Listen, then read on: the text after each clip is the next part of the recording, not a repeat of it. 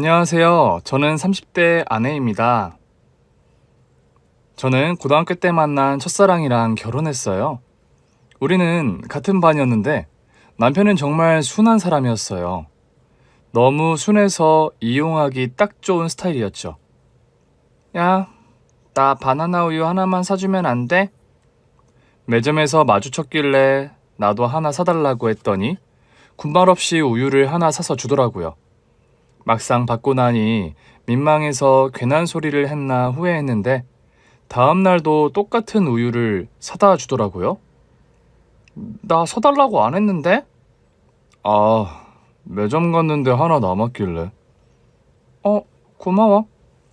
그런데 다음 날도 또 다음 날도 책상 위에 바나나 우유가 놓여 있더라고요. 고맙다고 하는 것도 하루 이틀이지 정말 부담스럽더라고요. 그렇다고 사오지 말라고 하기 뭐해서 눈치만 보고 있었는데 한 번은 하굣길에 남편이 불량한 학생들에게 둘러싸여 있는 걸 발견했어요. 먼저 그를 발견한 건 늘 저랑 같이 다니던 친구였어요. 야, 쟤 바나나 우유 아니야? 그즈음 제 친구들은 남편은 바나나 우유라고 불렀어요. 저한테 매일 바나나 우유를 사주니까 남편이 저를 좋아한다는 소문까지 나고 있었죠. 어쩌면 그래서 더 남편이 더 불편했던 것도 같아요. 제 생각엔 내가 먼저 사달라고 하는 바람에 착한 애가 별 수 없이 사다 주는 건 아닌가 싶었었거든요. 이때다 싶었어요. 불량한 남자애들 사이에 끼어있는 남편을 구해야겠다 싶었죠. 이것으로 그간 우유값을 할 생각이었습니다. 야, 니들 뭐하냐? 제가 소리치자 친구가 더 놀라더라고요. 야, 너 뭐하는 거야? 너 무서우면 빠져. 그래도 어떻게 혼자 가. 얼른 뛰어가서 선생님 불러와. 아, 알겠어. 저는 친구에게 나지막이 말한 뒤 다시 불량 학생들을 봤어요. 계집애가 겁도 없네. 그냥 가던 길 가지. 명찰 보니까 심지어 우리보다 한 살 어린 것 같은데. 내 나이가 몇 살이든 정신 연령은 니들보다 많을 것 같은데? 뭐? 한 학년 아래 후배 괴롭히는 게 선배다운 거야? 에이, 진짜. 그만 짹짹거리고 가라. 짹짹? 내가 참새로 보이냐? 그럼 네가 표범이라도 되냐? 그러면서 자기들끼리 낄낄거리더라고요. 그래서 제가 교복 치마 안으로 말아 올렸던 체육복 바지를 내리며 말했죠. 이 자식들아, 비유하려면 좀 제대로 해. 참새랑 표범이 말이 돼? 뭐? 같은 과로 비유를 해야 할 거 아니야? 얼씨구. 난 독수리다, 이 자식들아. 저는 그대로 달려가 저랑 말을 주고받던 남학생들에게 발차기를 달렸고 제 발은 정확히 그 학생이 가랑이 사이로 향했습니다. 순간 헉 하면서 그 남학생이 바닥에 쓰러지더라고요. 그때 남편과 눈이 마주쳤는데 놀라서 입을 못 다물고 있더라고요. 야, 너 미쳤어? 이러다 사람 잡아! 그러면서 저에게 달려들려고 하는 차, 친구가 선생님을 모시고 왔더라고요. 야, 너들 뭐야? 당장 안 흩어져? 선생님이 오시자 남학생들은 일제히 도망쳤어요. 그러나 저에게 가랑이를 걷어차인 남학생 하나는 결국 선생님께 붙들리고 말았죠. 야, 너들 몇 학년이야? 이것들이 진짜... 선생님, 제가 피해자예요. 저 여자 때문에 저 세상 갈 뻔했다고요. 뭐? 민망해서 머리를 극적이고 있던 그때였어요. 갑자기 남편이 제 앞으로 오더니 선생님께 그러는 겁니다. 제가 했습니다. 뭐? 제가 했어요. 얘는 절대 이 선배님 가랑이 안 걷어찼습니다. 야, 너 뭔 소리야? 저 계집애가... 그런데 그때 남편이 그 선배를 아주 매섭게 노려보더라고요. 얘도 이름 있어요. 그렇게 부르지 마세요. 나중에 알게 된 거지만 남편은 순해서 그 녀석들에게 걸렸다기보단 눈치가 좀 없었더라고요. 다른 가난한 집 남학생이 괴롭힘을 당하고 있었는데 거길 지나가다가 입 바른 소리를 했다고 하더라고요. 이러시면 선생님을 모셔오겠습니다. 그렇게 남편이 표적이 됐던 거죠. 그날 이후 학교 안에는 저랑 남편이 사귀는 사이라는 소문이 파다하게 퍼지기 시작했어요. 지나가는 애들이 저만 보면 막 웃더라고요. 하도 그러니까 짜증이 나서 친구에게 그랬어요. 아니, 우리가 사귀든 말든 왜 저렇게 웃어? 왜 웃겠어? 걔는 너한테 우유 사다 바치고 너는 걔를 구했잖아. 그게 뭐 어떻다고? 다들 너희들 보면서 미남과 야수래. 아니, 미녀가 아니라 미남이면 누가 야수야? 누구긴 누구야, 네가 야수지. 뭐?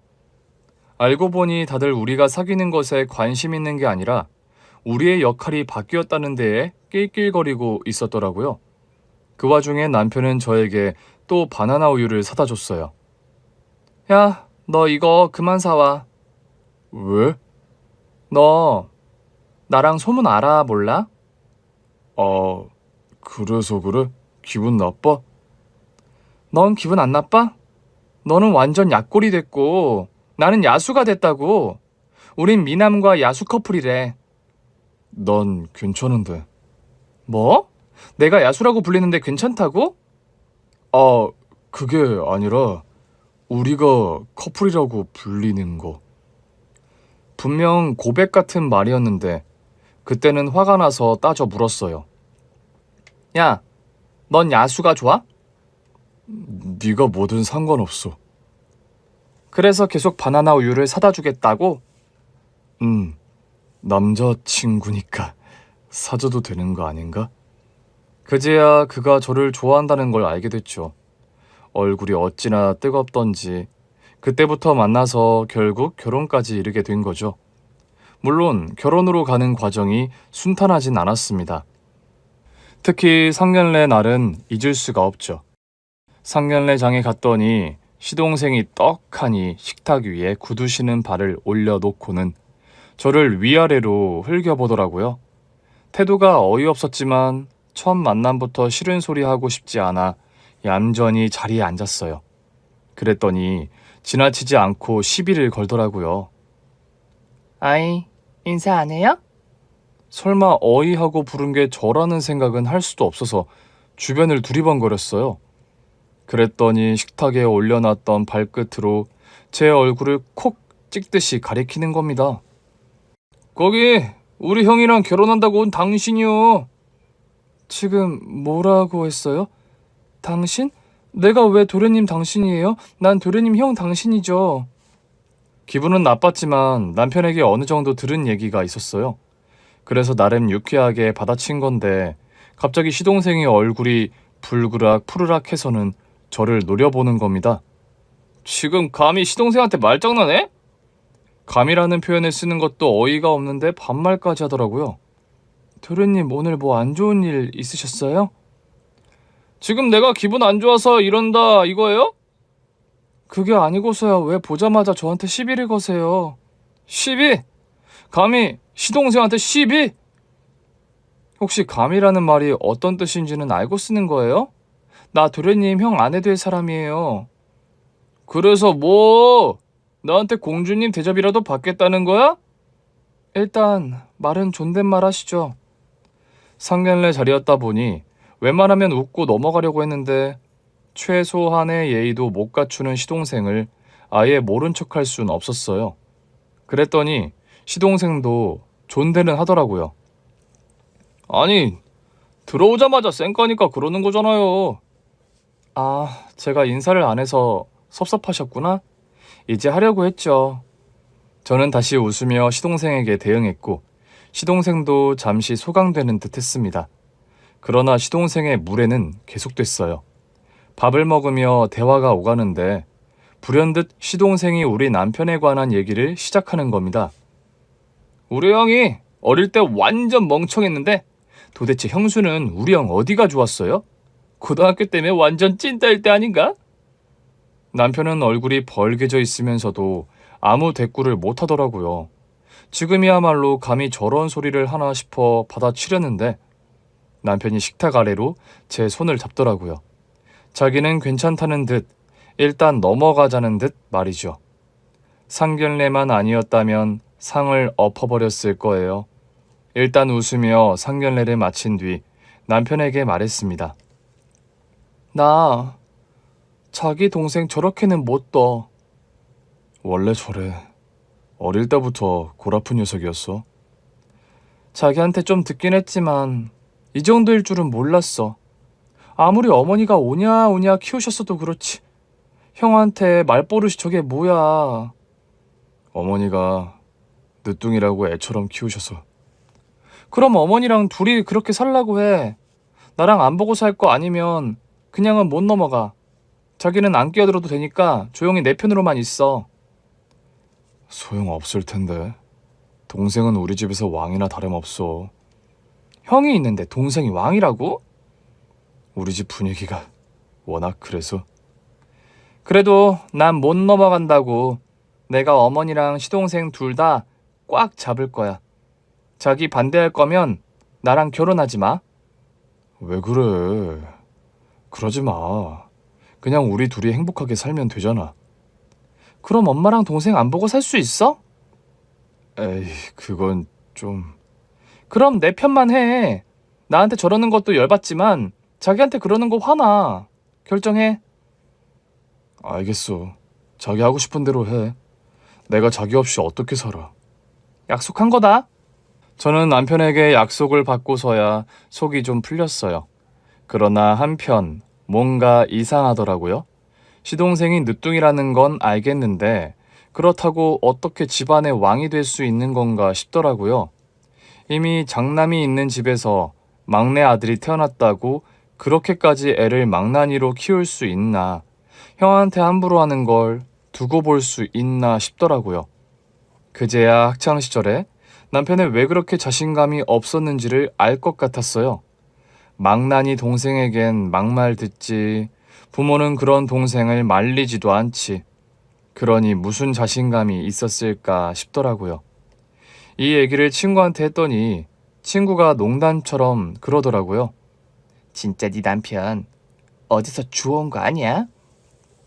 그러면서 막 웃는데 저는 온몸에 소름이 돋았어요. 그날 친구와 헤어지자마자 저는 시댁으로 갔습니다. 시어머니께서 좋아하시는 과자를 사들고 갔더니 시어머니가 뾰루통하게 그러시더라고요. 이거 더 큰 것도 있는데 작은 거 사왔네. 아, 그래요? 오늘 갔을 땐 작은 것밖에 없더라고요.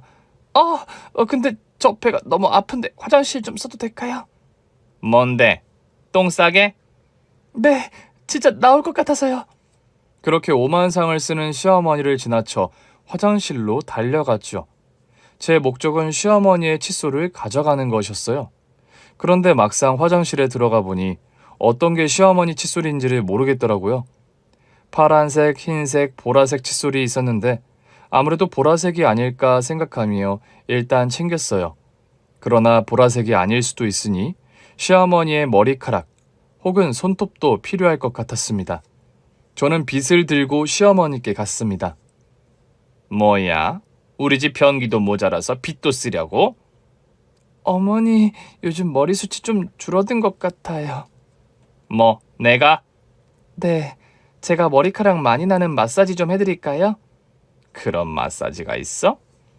저는 시어머니의 두피를 마사지하는 척 넉넉하고 머리카락을 5개 정도 뽑았어요. 아, 따가워. 너무 세게 치는 거 아니야? 이 정도는 해줘야 머리숱이 풍성해진대요. 그래? 어머, 어머니, 손톱이 왜 이렇게 기세요? 뭐, 내 손톱? 어머니 손톱을 이렇게 자르면 안 돼요. 손톱깎이 어딨어요? 손톱깎이로 뭐하게? 어머니 손톱이 둥글지가 않잖아요. 이렇게 자르면 복 나간대요. 뭐, 진짜야? 저는 근거도 없는 소리를 떠들어대며 손톱깎이로 모나게 자른 시어머니의 손톱 끝을 다듬어주기 시작했습니다. 야, 너무 바짝 깎지 마! 걱정하지 마세요. 아기 낳으면 이제 해야 할 일이니까 요즘 남편 손으로도 연습 많이 해요. 아기 손 다루듯이 할게요. 그렇게 저는 행여나 있을 변수에 대비해 시어머니의 것으로 추정되는 칫솔과 시어머니의 머리카락, 손톱까지 들고 왔습니다. 그리고 남편의 것도 준비해서 남편도 모르게 시어머니와 남편의 친자 검사를 진행했어요. 그리고 검사 결과 남편은 시어머니의 친자가 아니었어요. 얼마 후 시어머니께서 약속도 없이 우리 집에 오셨어요. 혹여나 제가 칫솔을 가져간 걸 눈치채셨나 긴장했는데 의외의 말씀을 하시더라고요. 너 5천만 원 정도 있지? 5천만 원은 왜요? 알고 보니 시동생이 재혼한다고 시어머니가 저에게 5천만 원만 빌려달라길래 딱 잘라서 못 준다고 말했어요. 그랬더니 노발대발 화를 내시더라고요. 돈 벌었다고 유세 떠는 거야? 그러면서 갑자기 임신한 내 배를 발로 차는 겁니다. 그 순간 퇴근해서 돌아온 남편이 들어와 시어머니 인생을 아작냈습니다. 너 이거 안 놔? 시어머니는 남편에게 뒷덜미를 잡힌 채 버둥거리고 있었어요. 못 나요. 어머니가 먼저 제 사람 손대셨잖아요. 손이 아니라 팔댔잖아. 뭐 어쩌라고? 이 사람 임신부인 거 모르세요? 그게 나랑 무슨 상관인데? 그게 며느리한테 할 소리예요? 이게 진짜 뭘 잘못 먹었나? 너 나한테 왜 이래? 평생 찍소리도 못하고 살더니. 어머니가 제 아내를 건드렸잖아요. 그렇다고 널 키워준 엄마 뒷덜미를 잡아? 지금껏 못 잡은 줄 알았어요? 잡을 수 있지만 안 잡았던 거예요. 그럼 앞으로는 나한테 이딴 식으로 굴겠다는 거냐? 남편은 그제야 시어머니의 뒷덜미를 놨어요. 그건 어머니 하기 달려있죠. 아니, 얘가 도대체 뭘 먹고 이러는 거야? 야, 너 얘한테 뭐 먹였어?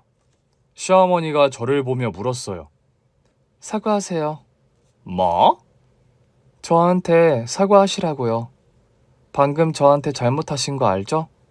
야, 시어머니한테 5천만 원 좀 줄 수도 있지. 그게 아까워서 안 준다고 해놓고 큰 소리 치는 거야? 아까는 빌려달라고 하지 않으셨어요? 시동생 결혼 자금인데 그걸 꼭 돌려받아야겠니? 형네 부부가 그 정도는 할 수 있지. 5천만 원이 적은 돈도 아니고 처음엔 빌려달라고 하셨잖아요. 설마 애초부터 갚을 생각이 없으셨던 거예요? 빌려주겠다고도 안 하면서 그게 왜 궁금해? 궁금하죠. 어머니의 의도를 모르겠으니까요. 그래, 좀 주고 싶었다. 겨우 5천만 원도 안 된다는 거야? 겨우 5천만 원인데 어머니는 왜 없으신데요? 뭐? 그 돈을 왜 저한테 구하시느냐고요. 그리고 드릴지 안 드릴지는 제가 결정하는 거 맞잖아요. 안 준다고 했다고 며느리 배를 걷어차는 시어머니가 어딨어요? 그래서 넌 끝까지 5천만 원 안 내놓겠다는 거야? 아까부터 말씀드렸잖아요. 저는 안 드릴 거라고. 왜 안 주는데? 드릴 이유가 없으니까요. 아이, 이것들이 쌍이 뭘 잘못 먹었나? 동생이 이제 마음 잡고 재혼 한번 해보겠다는데 형네 부부가 도와주지는 못할 망정 늙은 나까지 괴롭히네. 동네 사람들 여기 좀 보세요. 어머니는 억울하다는 듯 우는 신용까지 했지만 남편은 아랑곳하지 않고 저를 살폈습니다. 당신 괜찮아? 그럼 나는 괜찮지. 야, 니들 정말 이럴 거야? 볼일 끝났으면 돌아가세요. 뭐? 돌아가? 네가 뭔데 나한테 가라 말아야. 5천만 원이 그렇게 필요하면 그 녀석한테 구해서 가라고 하세요. 왜 어머니가 돌아다니면서 구걸을 하세요? 얘 하는 소리 좀 봐라. 구걸이라니. 누가 구걸을 했다고 이래? 그렇잖아요. 자기가 필요한 돈이면 자기가 구해서 장가를 가야죠. 하여튼 형이라는 게 늘 저렇게 동생보다 부족하지. 네가 그러니까 나한테 인정을 못 받는 거야. 순간 남편이 주먹을 꽉 쥐더라고요. 또 그 소리세요? 그래, 내가 뭐 못할 소리 했어? 맞잖아. 네가 네 동생보다 나은 게 뭐야?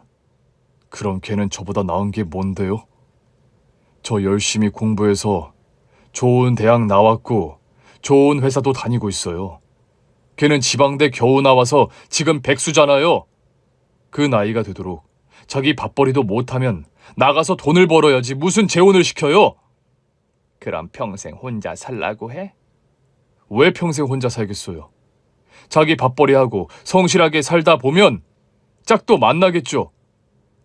이미 만났다니까? 어머니, 기억 안 나세요?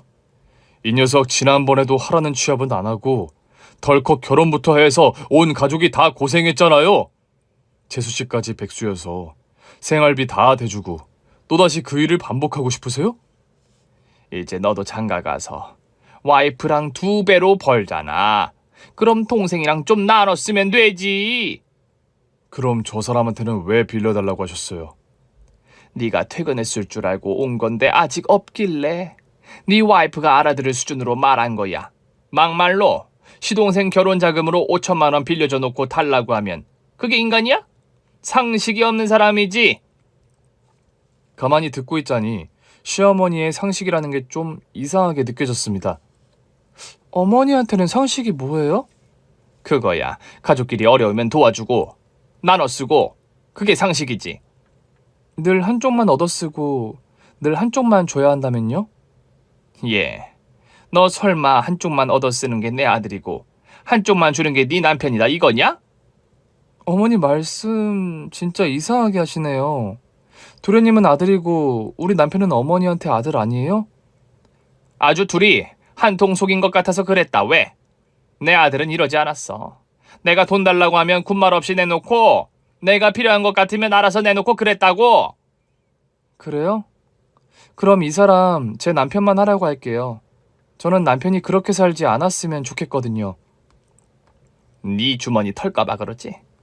내가 치사해서 네 주머니는 안 털어. 그럼 가세요. 5천만 원 안 빌려준다는 마음은 안 변하니까. 내가 너한테 안 한다고 했지. 언제 네 남편한테도 안 한다고 했어? 니들 도저히 안 되겠다. 잠깐 기다려봐. 시어머니는 어디론가 전화를 거셨고 곧 휴대폰에 대고 큰 목소리로 말씀하셨어요. 아들, 네 형수랑 형이 돈 안 해준대. 그러면서 날 아주 참는다. 얼른 이쪽으로 와. 조금 뒤 시동생이 우리 집에 도착했어요. 시동생은 어디서 주워 입은 건지 현란한 꽃무늬 셔츠에 이상한 선글라스까지 끼고 있었습니다. 우리 아들 바쁜데 불러서 미안해. 엄마, 그 정도로 좀 알아서 하지. 그리고 형, 왜 이래. 이런 일로 날 귀찮게 다 하네. 넌 뭐 하다가 온 거니? 형이 그걸 왜 궁금해해? 아주 장가 가더니 눈에 뵈는 게 없나 봐. 너 결혼하겠다는 여자가 누구야? 형이 그건 알아서 뭐하게. 그냥 평소 하던 대로 돈이나 내놔. 나한테 맡겨둔 돈이라도 있어? 형이 결혼한다고 우리 집에서 위치가 변하는 게 아니야. 형이 우리 자판기인 거 몰랐어? 자판기? 그래. 우리가 돈 필요하면 언제든 눌러서 뽑아 쓰는 자판기. 도련님 말이 정말 심하네요. 형수, 이건 형수가 끼어들 자리가 아니에요. 우리 가족의 오랜 역사와 관련된 거라고요. 상견례 때부터 알아봤지만 어머니 둘째 아들 잘못 키우셨어요. 너 지금 뭐라고 했니? 어머니가 그렇게 좋아하는 막내 아들 잘못 키우셨다고요. 형수, 내가 웬만하면 좋게 얘기하고 끝내려고 했는데 도저히 안 되겠네? 형수, 지난번에 상견례장에서는 나한테 꼼짝도 못하더니 왜 이래요? 우리 형 원래 우리 집에서 저런 역할 하던 사람이에요. 장가 간다고 뭐가 달라질 것 같아요? 이런 게 싫으면 형수가 이혼하고 나가야죠. 이러니까 어머니가 도련님을 잘못 키웠다고 말한 거예요. 내가 왜 이혼을 해요? 왜긴! 우리가 원래 가족이었으니까! 그건 형이 원한 가족은 아니잖아요? 그래서 끝까지 내 결혼 자금 안 되겠다는 거예요? 뭘 믿고 돈을 빌려줘요? 도련님은 백수고 혹시 두 번째 동서 자리는 일이라고 해요? 당연하죠. 그 사람은 이래요. 이혼한 걔랑은 전혀 다르다고요. 그럼 도련님은요? 언제 일하실 거예요? 형수, 지금 선 넘었어요. 우리 엄마도 나한테 안 하는 잔소리를 형수가 하겠다는 거예요? 선 넘은 건 도련님이죠. 도련님은 나랑 처음 보던 상견례장에서부터 선 넘었잖아요. 형수! 진짜 미쳤어? 또 반말하네. 상견례장에서도 내가 하지 말라고 했을 텐데. 지금 내가 반말 안 하게 생겼어요? 진짜 찍소리도 못하고 해 웃길래 한번 봐줬더니 아주 기어오르네? 시동생은 마치 윗사람이 아랫사람이라도 보듯 저랑 남편을 보고 있는 것 같았어요. 어머니, 도대체 도련님한테 뭘 어떻게 가르치신 거예요? 뭐라고 하셨길래 동생이 형한테 저렇게 고압적인 태도를 보이냐고요? 예, 그러니까 넌 빠져. 네가 우리 가족의 역사에 대해 뭘 안다고 자꾸 끼어드니? 뭐라고 가르치셨냐고요? 넌 몰라도 돼. 이건 나랑 우리 막내만 아는 비밀이야. 그러니까 잔소리 말고 5천만 원 내놔. 5천만 원이 달라고 하면 그냥 나오는 돈이에요? 솔직히 니들 돈 좀 있잖아. 결혼할 때도 둘이 알아서 다 준비했잖아. 정말 그랬네요. 어머니는 한 푼도 보태주신 게 없네요. 내가 무슨 돈이 있다고 보태주겠니? 그럼 저도 돈 없는 거로 할게요. 뭐? 그러니까 앞으로는 저한테 돈 달라는 소리 하지 마세요. 저 모든 경제권 우리 아내한테 다 넘겼어요. 어차피 제 멋대로는 돈 못 빼요. 형 미쳤어? 형 돈인데 왜 형수가 관리? 형, 돈은 형이 관리해야지. 형수가 들고 튀기라도 하면 어쩌려고? 형수가 너 같은 줄 알아? 형수는 내 아내고 내가 선택한 내 가족이야. 네 형 말하는 거 봤지? 아무래도 제가 뭘 단단히 잘못 먹었다니까. 진짜 그런 것 같네. 전에는 돈 달라고 하면 주저없이 내놓던 사람이 왜 이렇게 변한 거야? 돈을 빌리고 싶으면 정중히 말해. 차용증도 쓰고. 야, 너 갑자기 왜 이래? 네 동생 장가 가는 거 싫어? 네, 싫어요. 행여나 지난번처럼 둘이 백수로 살면서 가족들 등쳐먹고 살 생각이라면 더 싫어요. 이제 안 해줄 거예요. 걘 직장 다닌다니까. 그 사람만 다니면 뭐예요? 저 녀석이 일을 안 하는데. 결국 주변 사람들에게 또 돈 빌려달라고 하고 악순환만 반복될 거예요. 네 와이프가 그렇게 말하든 우리가 계속 너한테 돈 달라고 할 거니까 절대 주지 말라고 했어? 이 사람은 결혼 전까지 제가 어머니랑 동생한테 돈 뜯기면 산지는 몰랐어요. 그럼 잘 됐네. 이참에 알았으니 고집 그만 피우고 따라. 싫어요. 우리 남편도 안 따르겠다는데 제가 왜요? 우리 부부가 계속 고집을 피우자 시동생은 방법을 바꾼 듯 했습니다. 형수님, 아시다시피 제가 많이 부족하잖아요. 근데 그 사람이 그런 제가 좋대요. 근데 제가 지금 직장도 없는데 결혼 자금까지 그 친구한테 다 해오라고 할 수는 없잖아요. 그래서 그래요. 에이, 지금의 도련님을 있는 그대로 좋아한다면서요. 그럼 돈 없는 모습도 다 이해할 거예요. 형수, 그게 말이 돼요? 돈 없는 남자한테 붙어있는 여자가 어딨어요? 근데 도련님은 진짜 돈도 없고 직장은 가져본 적도 없잖아요. 진짜 취업할 생각은 있어요? 순간 시동생이 황당한 얼굴로 저를 봤어요. 있든 말든 그건 우리 엄마랑 내가 상의할 문제지. 없구만. 아니거든요? 없네, 없어. 하긴 취업할 거였으면 벌써 했겠지. 할 거라니까! 좋은 직장 가려고 준비하다 보니 늦어져서 그런 거라고요! 시동생은 얼마 못 가 원래 태도로 돌아왔어요. 그런데 그때였습니다. 시어머니가 베란다로 가더니 나무봉으로 된 빗자루를 들고 오시는 겁니다. 그건 왜요? 우리 베란다 청소할 때 쓰는 빗자루인데? 내가 도저히 안 되겠어. 너 일로 와. 시어머니는 빗자루를 회초리처럼 쥐고는 남편에게 가까이 오라고 했어요. 남편은 마치 홀린 듯 시어머니의 앞에 서더라고요. 이제 장가도 갔겠다. 내가 이렇게까진 안 하려고 했는데 다리 걷어. 그러나 그때는 남편도 미동이 없었어요. 그런데 자세히 보니 어깨가 들썩거리더라고요. 여보, 괜찮아? 시어머니는 그런 남편을 빤히 보며 말했어요. 대답해. 잘못했지? 그래서 우는 거지? 마치 어린애를 다루듯이 묻더라고요. 남편은 손등으로 눈물을 훔친 뒤 갑자기 막 웃기 시작했어요. 얘 미친 거 아니야? 너 지금 웃니?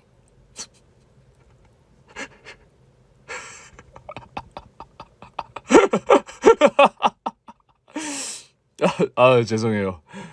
갑자기 웃음이 난데요. 너 조금 전에 울었잖아. 당장 다리 걷어. 그러면서 시어머니가 빗자루를 높이 치켜든 그때였습니다. 남편이 그 빗자루를 손으로 잡았어요. 어머니, 이제 그만하시죠. 너 이거 안 놔? 안 나요. 전부터도 힘으로 제압할 수 있었는데 그냥 봐드린 거예요. 네가 뭔데 잘 봐줘. 네가 뭐라고? 이웃에 살던 가난한 부부의 아들이었겠죠. 순간 시어머니는 얼어붙은 듯 아무 말씀도 못 하셨어요. 왜 말씀이 없으세요? 너 그게 무슨 소리야? 다 알아들으신 것 같은데 왜 모른 척이세요? 제 정체 그거 맞죠? 언제 안 거니? 얼마 전에요. 우리 와이프가 똑똑한 덕에 알게 됐죠. 시어머니가 갑자기 저를 획 째려봤어요. 역시 네가 화근이었어. 얘가 이런 애가 아닌데. 너 설마 네 와이프 말만 믿는 거 아니지? 절대 아니야. 얘 하는 소리 다 거짓말이라고. 너랑 우리 가족을 떼어놓으려는 거야. 제가 동네 가서 확인했어요. 뭘 확인해? 우리 어릴 때 살던 동네에 갔더니 절 알아보시는 분이 있던데요. 설마 슈퍼집 김씨 말하는 거야? 네. 이 인간이 진짜. 그분이 어머니한테 제 생모 생부를 소개해줬다면서요? 시어머니는 당황한 듯 누나를 요리조리 굴리며 대답했어요. 얘 너는 그 사람 말을 믿니? 이제 나이도 많아서 정신도 온전치 않은걸?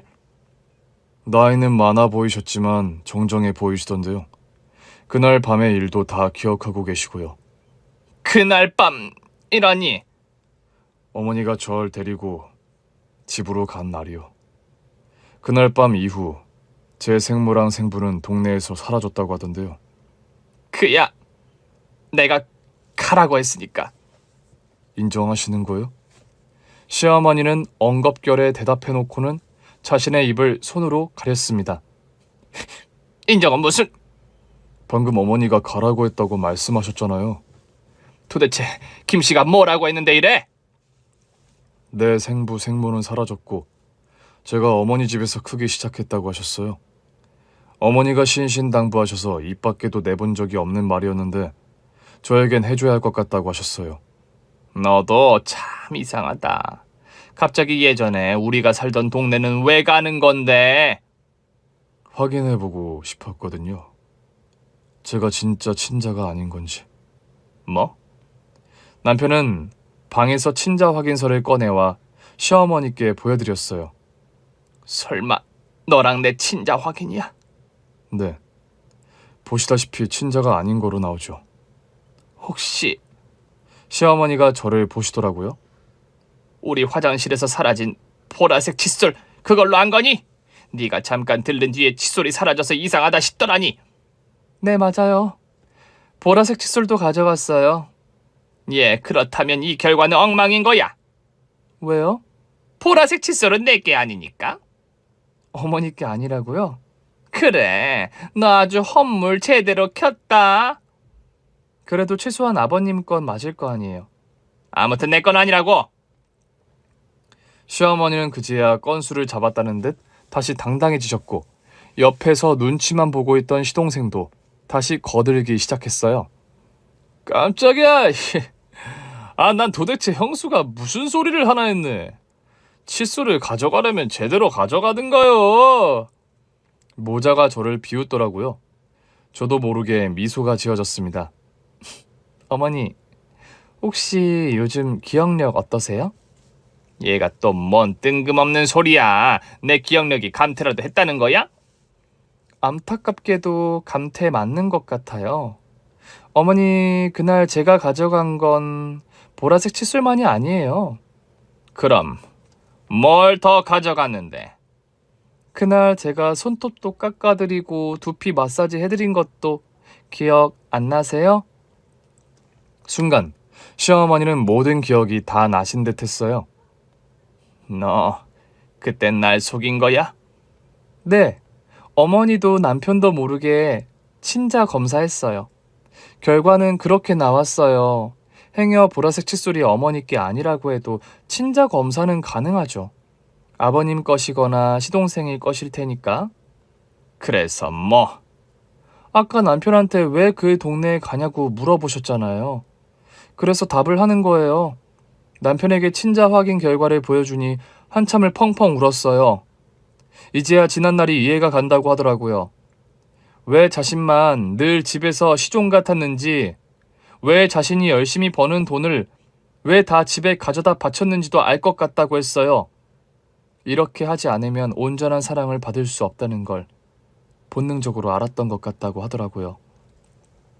그러더니 자신이 어릴 때 살던 동네에 슈퍼 아저씨가 있었는데 그 아저씨가 뭘 알고 있을지도 모른다고 하더라고요. 아니, 도대체 네가 어떻게 김씨를 기억해? 초등학교 졸업할 때까지 그 동네에 살았잖아요. 아저씨가 툭하면 저를 좀 안쓰럽게 보곤 했어요. 왜 저렇게 보는 걸까 늘 의아했는데 친자 확인 검사 결과를 보고 나니 어쩌면 그 아저씨가 이유를 알고 있었던 걸지도 모른다는 생각이 들었어요. 그 주 주말 우리 부부는 시간을 내서 남편이 어릴 때 살았던 동네로 갔어요. 다행히 그 슈퍼가 그 자리에 있더라고요. 슈퍼에 들어가자 김 씨가 남편을 바로 알아봤어요. 아니, 이게 누구야? 저 기억하세요? 그걸 머리라고 해? 아이, 당연히 기억하지. 내 손으로 널 넘겨줬는데. 차차, 이제 나이가 들어서 기억력이 영 안 좋아. 말 안 하기로 했는데 나도 모르게 해버렸네. 저 다 알고 왔어요. 그래? 네 출생의 비밀에 대해서 다 알고 왔다고? 네. 역시 다 아시는 거죠? 어떻게 있겠어? 그런 중매는 처음이었지. 널 데려간 부모가 나한테 부탁했어. 결혼한 지 10년이 돼가도록 애가 없다고.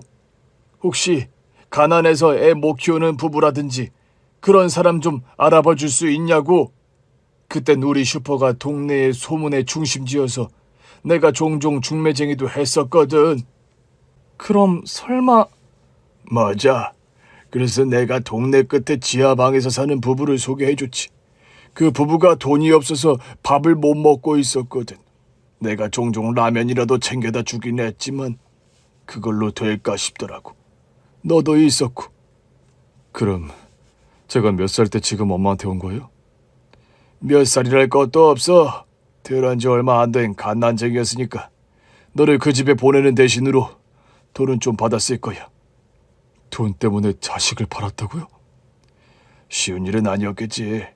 하지만 그대로라면 너도 쫄쫄 굶게 생겼는데 차라리 너도 좋은 환경에서 자라길 바랐을 수도 있어. 그쪽도 돈 받았다면서요? 받아야지. 내 자식을 두고 가는데. 생각지도 못한 이야기에 남편은 넋이 나간 듯 했어요. 그래서 제가 대신 물었죠. 정말 사실이에요? 내가 아무리 늙었어도 그건 기억하지. 저는 준비해 갔던 남편의 어린 시절 찍은 가족 사진을 보여드렸어요. 이분 맞나요? 사진 속 시어머니를 가리키자 바로 맞다고 하더라고요. 건강하게 잘 계시죠? 네, 그럼요. 큰아들 입양하고 나서 하늘이 도운 거지. 뒤늦게 둘째 아들도 생겼잖아요. 어머, 그것도 알고 계세요? 그거 봐요. 내 기억력 믿을만 하죠. 둘째 생기고 얼마 안 돼서 이 동네 떠났지 아마. 아무도 모르는 데 가서 새 출발한다고. 그러다 김 씨가 남편 얼굴을 빤히 보며 중얼거렸어요. 이렇게 봐서는 잘 큰 것 같은데 와이프를 잘 만나서 그런가? 그늘은 크게 없는 것 같네. 그게 무슨 말씀이세요? 이제 다 컸으니 해주는 말인데 그 집 엄마가 자기 애 갖자마자 파양하려고 이 친구 생모 찾아다녔잖아. 그게 정말이에요? 그러다가 이사한 거여서 종종 걱정했어요. 설마 내다 버린 건 아니겠지. 그래도 그 애 덕분에 자기 애도 가진 건데. 그랬으면 사람이 아니지. 그러면서. 정말인가요? 우리 남편을 파양하려고 했다는 게? 그러고도 남은 사람이긴 했어요. 원래도 정이 없고 사람이 인간미가 없어서 이 동네 사람들이 별로 안 좋아했어요. 그러다 자기 임신하자마자 큰아들 파양하려고 생모 찾아다니는 게 알려지면서는 이 동네 사람들이 진짜 돌이라도 던질 기세였어요. 어떻게 그럴 수가 있냐고. 그래서 도망치듯 이사한 거잖아. 아유, 속이 다 시원하다. 그 아줌마가 나한테 몇 푼 쥐어준 돈 받았다가 평생 말 못할 뻔했네. 근데 내가 너무 다 말했나? 저는 남편을 봤어요. 남편은 고개를 저었습니다. 아니요. 저도 알아서 속이 시원합니다. 그래, 원래 진실은 알아야 하는 거야. 이런 기회가 생길 줄 누가 알았겠어? 찾아와 줘서 고마워요. 집으로 돌아오던 길, 남편의 표정이 너무 어두워서 제가 그랬어요. 여보, 어쨌든 다른 사람 말이니까 다 믿지 말자. 어머니께 직접 묻는 게 낫지 않을까? 그러나 남편은 고개를 저었죠. 아니, 그분 말이 맞을 거야. 그래도 날 파양하려다가 주변 시선 때문에 할 수 없게 되니까 날 부려먹기로 했던 거겠지. 나 엄마가 동생 가졌을 때부터 설거지며 청소, 빨래까지 안 해본 집안일이 없어. 그때가 몇 살이었는데? 10살 때. 그랬어? 근데 애가 뭘 얼마나 잘하겠어. 그런데도 어머니는 내가 조금만 못해도 빗자루를 드셨어. 그러니 점점 잘해지더라고. 혼나고 싶지 않으니까. 얘기를 듣는데 너무 속이 상하는 겁니다. 왜 얘기 안 했어? 얘기하면 당신 속만 상하지. 그래도 난 알아야지. 그런 줄도 모르고 그런 줄 알았으면 상견례 때부터 안 봐줬을 거야. 하긴 그랬겠다. 당신은 내 편이니까. 그래도 남편이 웃더라고요. 웃는 모습에 안도가 돼서 저도 괜한 소리를 했어요. 웃음이 나와? 나 같으면 펑펑 울겠다. 집에 가서 당신한테 안겨서 펑펑 울게. 지금은 우리 와이프 안전하게 모시고 집까지 가야 하니까 참을 거야. 그날을 생각하니 또다시 부하가 치미는 듯 했습니다. 김씨 얘기를 들은 시어머니는 당황한 듯 손까지 벌벌 떠셨어요. 그러자 시동생이 시어머니께 묻더라고요. 엄마, 그 사람이 누군데 그래? 넌 몰라. 너 태어나기 전에 일이니까. 뭐야, 자식도 아닌 형도 아는 걸 내가 몰라? 넌 입 좀 다물어. 뭐? 엄마 갑자기 나한테 왜 이래? 그러니까 네가 일 좀 해서 자립했으면 얼마나 좋아. 넌 언제까지 내 품 안에 자식만 할 거야? 엄마, 네가 이러니까 내가 핏줄도 아닌 네 형한테 수모를 당하잖아. 아 진짜. 형, 이러다 우리한테 완전 버려지는 수가 있어? 남편이 기가 차다는 듯 웃더라고요. 그래, 제발 좀 버려주라. 나도 좀 자유롭게 살자. 뭐?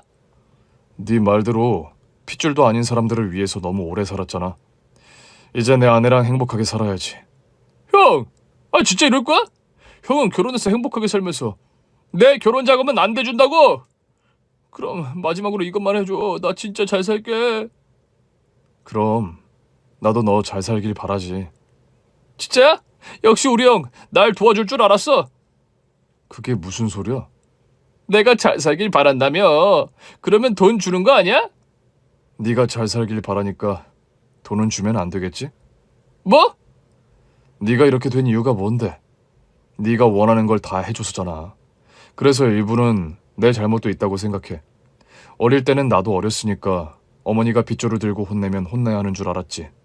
하지만 다 큰 뒤에는 좀 이상하다는 걸 알았는데도 가족이라는 이유로 벗어나질 못했어.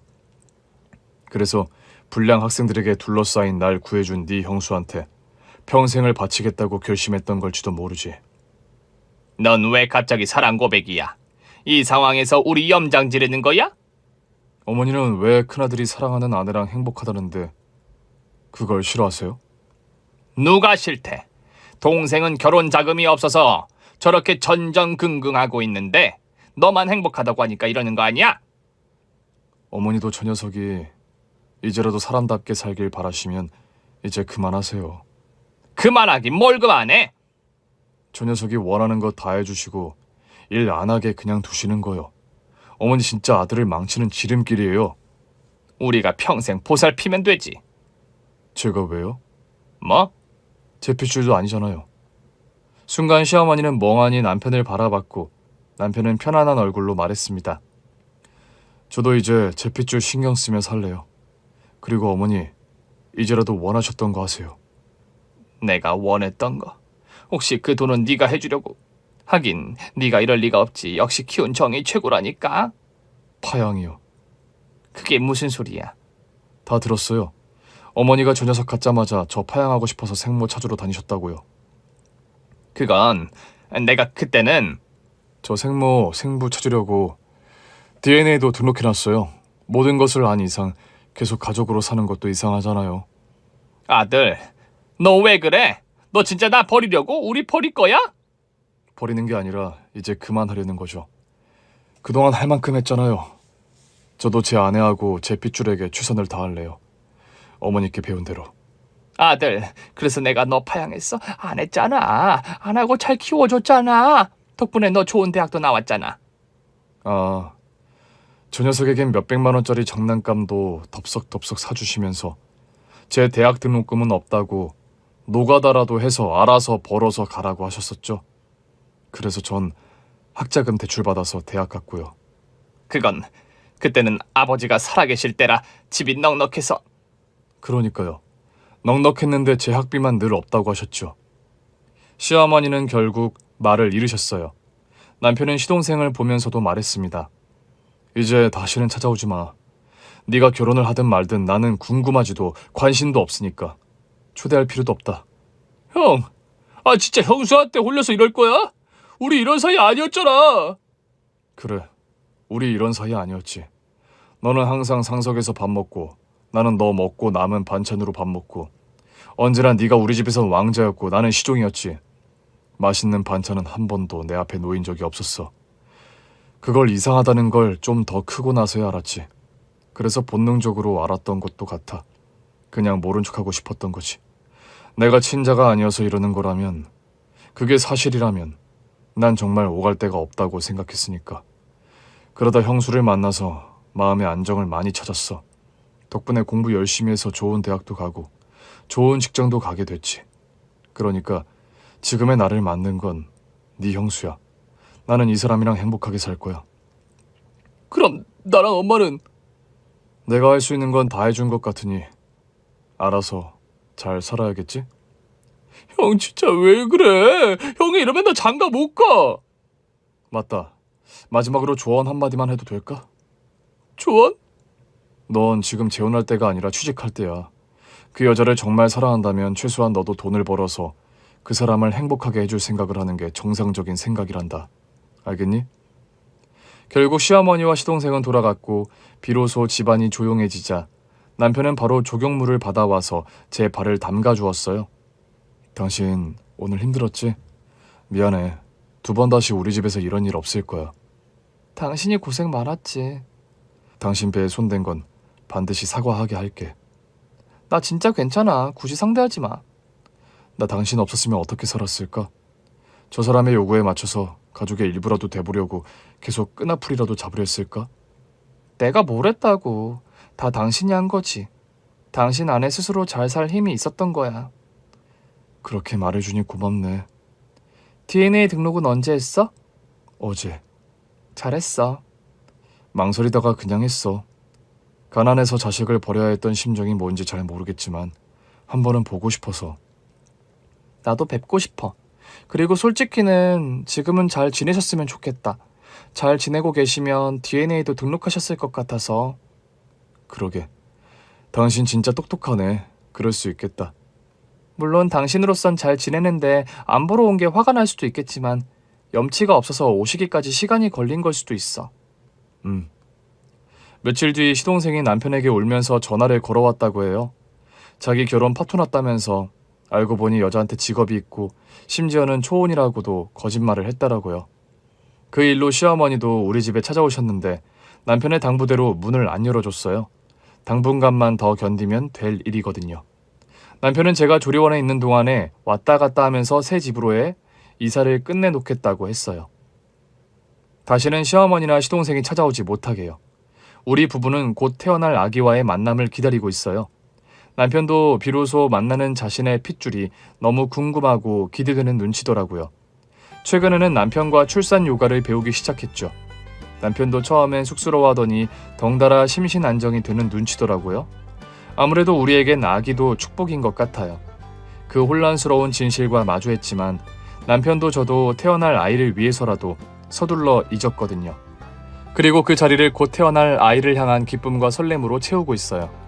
요즘 우리 부부는 좋은 부모가 되기 위해 하루하루 최선을 다해 준비하고 있답니다. 오늘 준비한 사연은 여기까지입니다. 재미있게 들으셨다면 구독과 좋아요, 알림 설정까지 눌러주세요. 그럼 저는 다음 사연으로 찾아뵐게요. 오늘도 건강하고 행복하세요.